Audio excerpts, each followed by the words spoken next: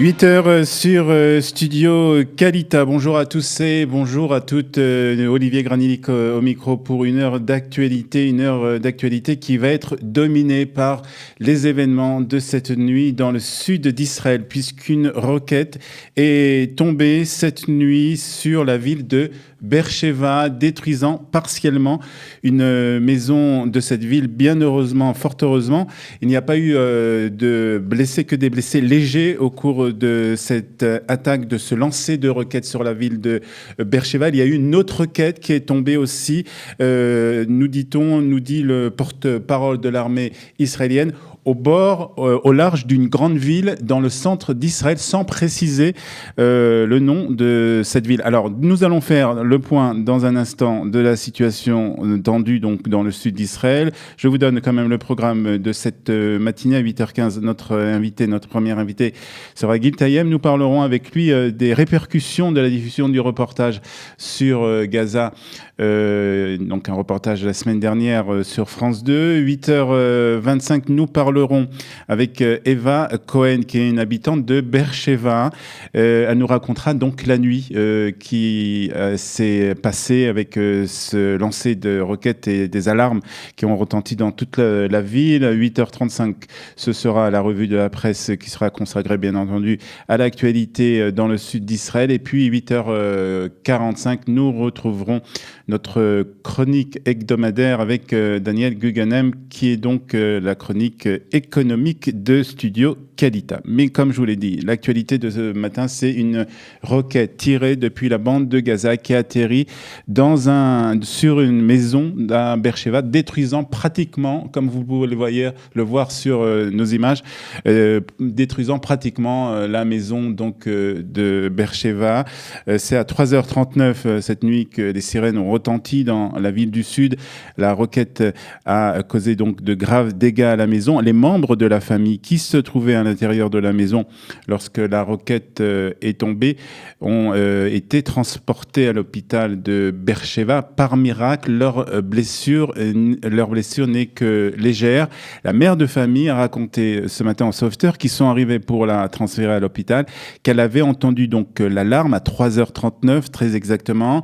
J'ai eu le temps de mettre les enfants dans la chambre forte, dans l'abri de la maison. J'ai fermé la porte et nous avons entendu un boom énorme, a raconté donc ce matin cette mère de famille lorsque les sauveteurs sont venus la transférer à l'hôpital Soroka de Beersheva. Ce matin, un responsable du Magen David Adom a expliqué à la radio israélienne que c'est grâce à la réaction très rapide de la mère et d'avoir suivi très exactement les consignes de sécurité que la vie des membres de sa famille ont été sauvés. En réaction, il y a un peu plus d'une heure, le porte-parole de l'armée israélienne a annoncé qu'un raid de l'aviation israélienne avait visé des cibles du Hamas dans le nord de la bande de Gaza.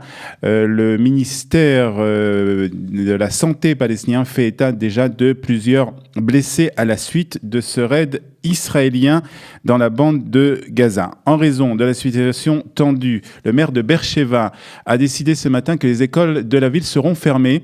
Il n'y aura donc pas cours à Beersheva aujourd'hui. Le porte-parole de l'armée a aussi annoncé qu'une autre roquette avait été lancée vers Israël cette nuit, une roquette qui est tombée dans la mer au large d'une grande ville d'Israël. Le porte-parole de l'armée d'Israël n'a pas précisé de quelle ville il s'agissait, mais il s'agit d'une ville dans le centre d'Israël. Certains, on pouvait vous le lire ce matin dans la presse israélienne, plus exactement dans les sites d'information israéliens, que des membres de la ville, des citoyens des villes de Tel Aviv, de Rishon LeZion et de Holon avaient entendu des détonations. Donc dans la nuit, il semble que ces informations sur ces détonations soient donc liées à cette roquette qui est tombée donc cette nuit au large d'Israël, au large d'une grande ville dans le centre d'Israël. Avigdor Lieberman a décidé ce matin à 6h30 qu'en raison de la situation tendue dans le sud d'Israël, de fermer le point de passage d'Erez et de limiter la zone de pêche au bord de Gaza à 5 km seulement. Puis autre signe de la tension grandissante C'est le chef de l'état-major, Gadi Eisenkot, qui a décidé, lui, d'écourter son séjour, un séjour qu'il effectue actuellement à New York, et de revenir ce matin en Israël. Il est déjà dans un avion qui le ramène donc en Israël pour suivre de plus près les opérations aussi militaires. Les opérations militaires qui ont commencé avec ce raid israélien ce matin. Ajoutons aussi que c'est la première roquette lancée depuis la bande de Gaza depuis le 18 août dernier. À la lumière de ces événements de cette nuit, les déclarations du ministre de la Défense hier prennent un tout autre sens. Victor Lieberman a appelé hier les ministres du cabinet de la Défense à approuver une campagne militaire d'envergure contre le Hamas à Gaza.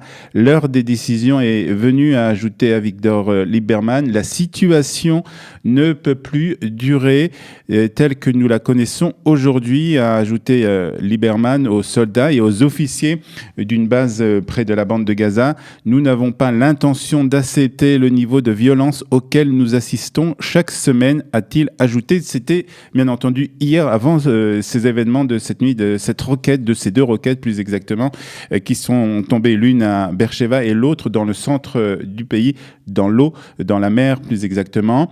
Selon les évaluations faites par le ministre de la Défense, un coup dur porté au Hamas pourrait apporter 4 ou 5 années de calme le long de la frontière avec Gaza.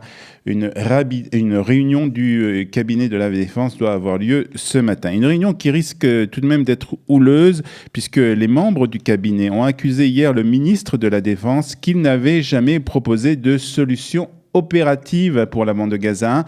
Lieberman fait des déclarations en direction de ses électeurs. C'est ce qu'a déclaré un ministre qui a préféré garder l'anonymat. Ils ont demandé un programme détaillé. Les ministres, en tout cas les membres du cabinet de la Défense, demandent un programme détaillé au ministre de la Défense. Hier, le ministre de l'Éducation, Naftali Bennett, a lui attaqué Avigdor Lieberman face aux violences du Hamas.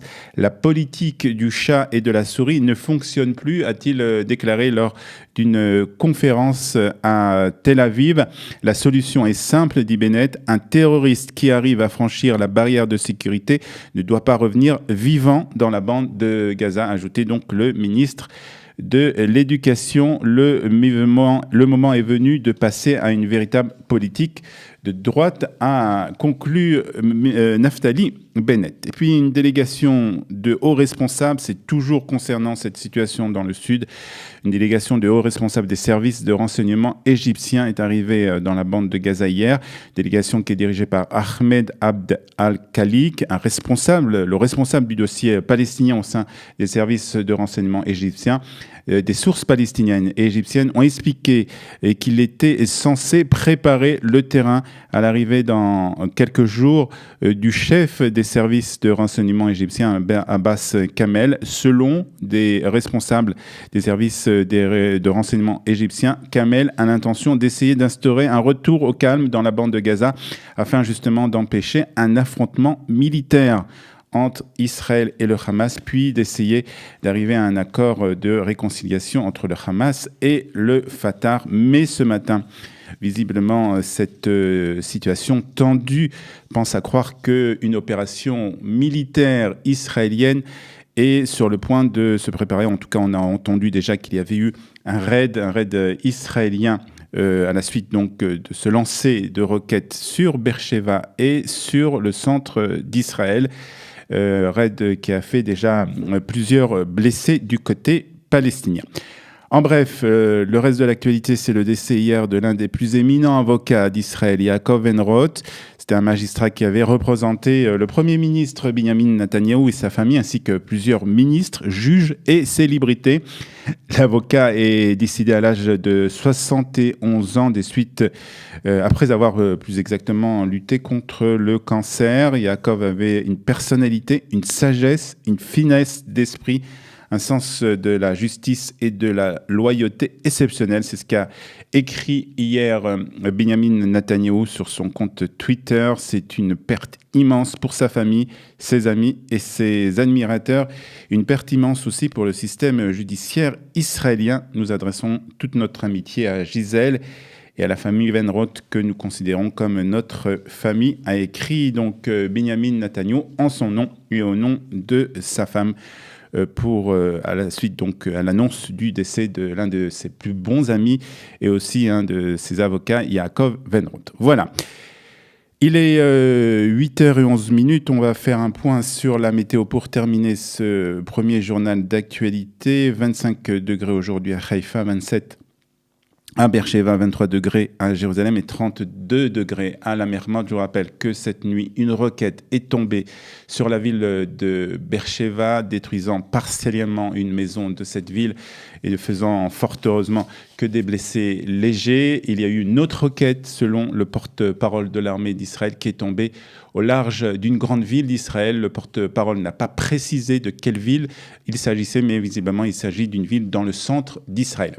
Dans quelques instants, nous allons retrouver Gilles Taïeb qui sera avec nous en direct de Paris pour nous parler des répercussions de la diffusion d'un reportage sur la bande de Gaza la semaine dernière sur France 2. Et puis nous parlerons ensuite aux alentours de 8h25 avec une habitante de Beersheba qui nous racontera comment s'est passée cette nuit.